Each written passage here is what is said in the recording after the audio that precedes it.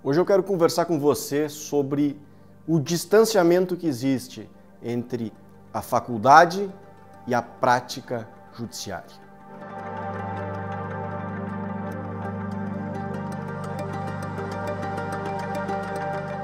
Mas antes de eu falar sobre esse assunto tão importante para você, eu gostaria de pedir que você se inscreva aqui no canal, que você ative as notificações.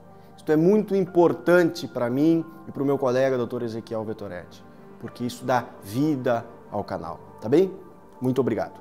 As universidades, as faculdades de Direito, os programas de pós-graduação em Direito, e eu quero falar aqui da área criminal, que é a minha área de atuação, eles estão cada vez mais se distanciando da prática, se distanciando daquilo que está sendo decidido nos tribunais. E eu penso, e aqui eu falo como um prático, como alguém que é advogado na sua essência, alguém que não pertence à academia, alguém que não é professor propriamente, eu penso que é papel da universidade fazer essa aproximação, especialmente com o Poder Judiciário, que são as pessoas que efetivamente têm a caneta. São as pessoas que decidem, são as pessoas que prendem, são as pessoas que soltam. Não faz sentido, na minha avaliação, nós termos hoje enormes e grandes pesquisas universitárias e essas pesquisas e essas discussões ficarem restritas aos centros universitários. Nós temos que levar estas discussões que são feitas nas universidades para a prática. Como é que a gente faz isso hoje? Como é que os advogados fazem isso? Como os professores fazem isso?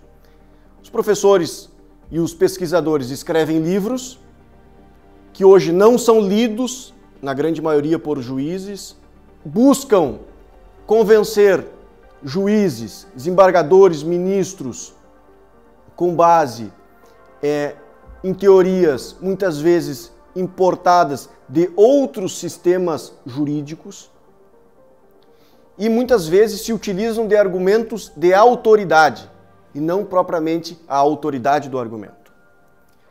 O que eu vejo na prática é que a grande maioria do judiciário, e aqui eu falo a grande maioria, está muito afastada da academia, está muito afastada dos livros, da teoria, da boa teoria, de uma boa discussão doutrinária.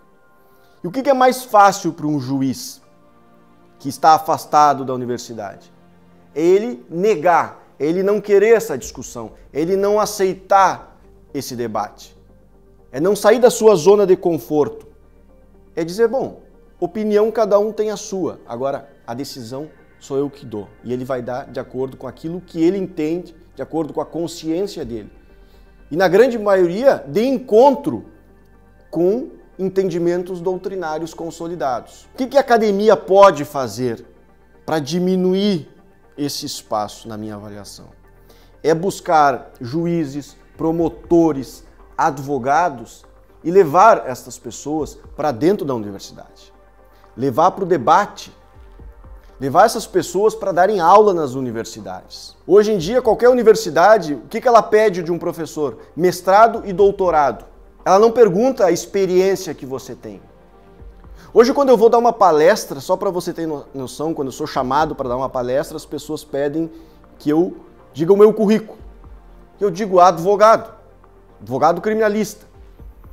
Tá, mas a gente quer colocar aqui as especializações. Não, eu até tenho especialização. Mas o meu currículo é advogado. E parece que isso não basta para as pessoas. As pessoas não querem ouvir o advogado. As pessoas querem ouvir o especialista, o mestre, o doutor. Essa é a crítica que eu faço. Nós temos que ouvir o juiz. Nós temos que ouvir o promotor. Nós temos que ouvir o advogado. Estas pessoas têm muito a ensinar e têm muito a aprender. Só que a universidade não pode se colocar acima dos juízes, dos promotores, dos advogados, acima da prática. Porque não é possível que haja um consenso, que haja um diálogo, quando uma parte se entende superior à outra parte. Então, esse primeiro passo, na minha avaliação, tem que ser dado pela universidade. A universidade tem que entender que precisa buscar essa aproximação com a prática. Eu penso que esse processo de afastamento de pessoas ligadas à prática judiciária das universidades foi um processo gradual que começou a ocorrer a partir do final dos anos 90. Porque até então nós tínhamos grandes advogados, grandes juízes, grandes promotores, delegados de polícia ministrando aula nas universidades. E aí veio o processo de especialização, implementação de mestrado e doutorado e começou a se exigir isso. Para você ser professor, você tem que ter mestrado, você tem que ter doutorado, você tem que conhecer doutrina estrangeira, você tem que ter feito um mestrado sanduíche lá na Universidade de Coimbra. Isso, na avaliação das universidades, é isso que vai te tornar diferente. Não é. Eu sou advogado há mais de uma década. Nunca um cliente chegou na minha frente e perguntou se eu tinha mestrado ou doutorado. Nunca. Porque o cliente, o que ele quer? Ele quer que você resolva o problema dele. É isso que ele quer que você resolva, ele quer que você solte o filho dele que está preso, ele quer que você absolva ele no processo, ele quer que você faça uma defesa efetiva, uma defesa que faça sentido para o juiz. A minha defesa, a defesa quando eu elaboro, ela não é feita para o meu cliente, ela não é feita para o meu professor, ela não é feita para os meus colegas. Eu não tenho a menor preocupação, a minha defesa ela é feita para uma pessoa, para o juiz. Então é papel da universidade começar a conversar com os práticos e buscar essa união. Porque aí os práticos, com o tempo, tendo essa abertura, vão começar a retornar para o estudo, para a teoria. E os teóricos vão começar a ver que muitas vezes aquela teoria não tem aplicação. E é nesse diálogo que nós vamos chegar a um denominador comum. Nós vamos conseguir avançar em termos de civilização, em termos de produção jurisdicional de qualidade. Muitas vezes me perguntam assim, Rodrigo, por que tu não dá aula? Tu fala bem, tu conhece, tu tem a experiência prática, tu tem a teoria, por que tu não dá aula? Bom, eu não dou aula, primeiro porque eu não tenho tempo, porque realmente eu dedico a minha vida à advocacia e à minha família. E segundo, porque eu imagino a dificuldade que eu teria hoje em dar uma aula.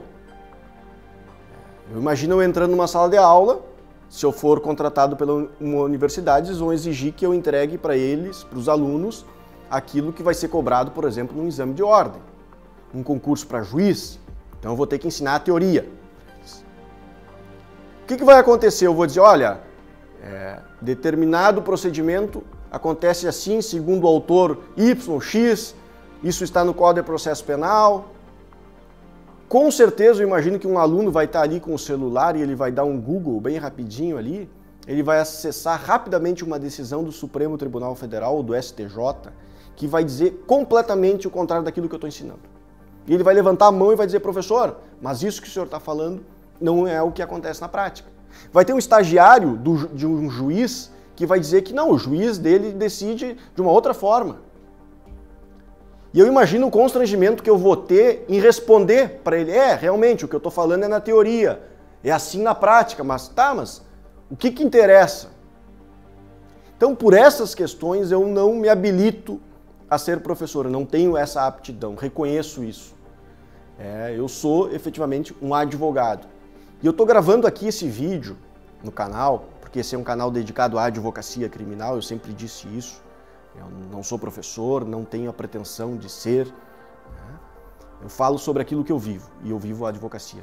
Mas eu penso, e como advogado, como alguém que está lá todo dia encostando a barriga no balcão lá do fórum, conversando com o juiz, conversando com o promotor, eu vejo que a universidade tem que reconhecer esses profissionais.